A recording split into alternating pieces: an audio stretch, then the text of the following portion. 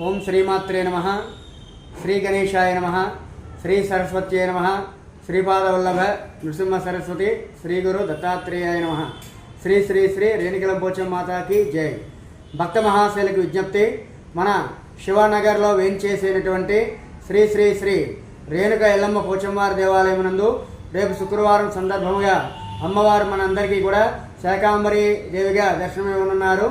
కాబట్టి పరిసర ప్రాంత నివాస భక్త మహాశయులు ఎవరి మంది కూడా అమ్మవారిని దర్శనం చేసుకుని అమ్మవారి తీర్థప్రసాదం స్వీకరించి అమ్మవారి కృపకు పాత్రులు కాగలరని మనవి. ఇందులోనే భాగంగా రేపు అమ్మవారి శాకాంబరి దేవిగా మనకి దర్శనమిస్తారు. కాబట్టి మళ్ళీ శుక్రవారము అమ్మవారికి ఆషాఢ పట్టి సారి సమర్పించుకున్న భక్తులు తమ శక్తి కొలది పండ్లు, పువ్వులు, స్వీటు మరి ఏమైనా కూడా ప్రసాదములు అన్నీ కూడా తీసుకుని వచ్చి మీ యొక్క శక్తి కొలది అమ్మవారికి సారి పెట్టి అమ్మవారి ఆశీస్సులు పొందగలరని మనవి.